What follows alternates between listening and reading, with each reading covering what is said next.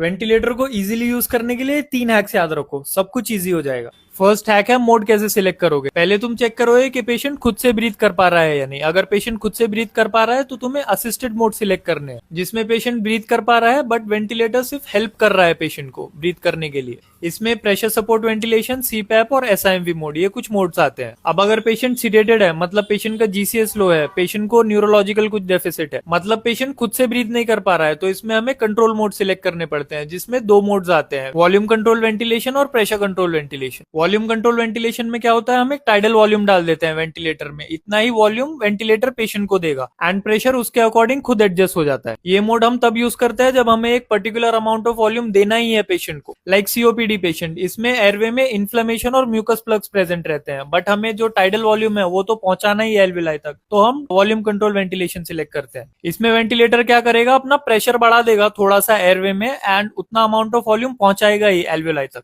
और pressure control ventilation में हम एक प्रेशर सेट कर देते हैं और वॉल्यूम उसके अकॉर्डिंग खुद डिलीवर हो जाता है। ये प्रेशर कंट्रोल वेंटिलेशन हम कोई भी स्टिफ लंग्स की कंडीशन में यूज करते हैं, जैसे पल्मोनरी एडिमा हो गया, एआरडीएस, ताकि ज्यादा प्रेशर से डैमेज ना हो एल्विलाई। तो हमें इसमें प्रेशर कंट्रोल करना पड़ता है और वॉल्यूम उसके अकॉर्डिंग खुद डिलीवर हो जाता है। तो प्रेशर कंट्रोल वेंटिलेशन तुम सिर्फ उस कंडीशन में यूज करो जहां पे तुम्हें डर है कि ज्यादा प्रेशर से एल्विलाई डैमेज ना हो। बाकी मोस्ट ऑफ द कंडीशन में तुम वॉल्यूम कंट्रोल वेंटिलेशन यूज कर सकते हो। अब सेकंड हैक है सेटिंग्स एंटर करना। टाइडल वॉल्यूम तुम इजीली एंटर कर सकते हो बस एक फॉर्मूला यूज करके, 6 to 8 ml per kg body weight of the patient. ये आइडियल बॉडी वेट होना चाहिए पेशेंट का, मतलब उतनी हाइट पे कितना बॉडी वेट होगा नॉर्मली पेशेंट का। एंड अगर पेशेंट एआरडीएस का है तो तुम्हें टाइडल वॉल्यूम मिनिमम देना है। You can start with 6 ml per kg body weight. Then next patient तुमसे रेस्पिरेटरी रेट पूछेगा, ये तुम 12 to 16 एंटर कर सकते हो, डिपेंड्स ऑन कि तुम्हें कितना CO2 वॉश आउट करना है। अगर एबीजी में तुम्हें CO2 की वैल्यू ज्यादा मिल रही है तो तुम इसको बढ़ा सकते हो, क्योंकि आरआर ज्यादा करोगे तो उतना CO2 वॉश आउट ज्यादा होगा। देन नेक्स्ट वेंटिलेटर तुमसे पीप पूछेगा, that is positive and expiratory pressure, मतलब जब तुम एक्सेल करते हो तो एल्वेलाई में कितना प्रेशर बचा रहता है, जो एल्वेलाई को ओपन रखता है वो पीप डालना है तुम। इसको तुम स्टार्ट में 5 सेंटीमीटर एंटर कर दो, बट अगर पेशेंट का ऑक्सीजनेशन इंप्रूव नहीं हो रहा है तो तुम इसको बढ़ा सकते हो। This helps in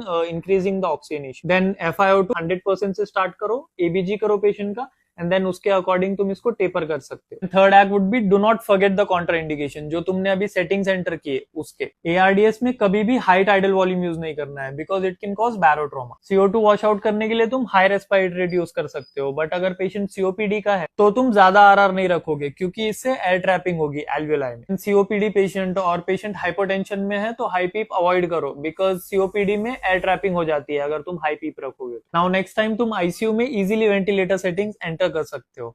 All the best.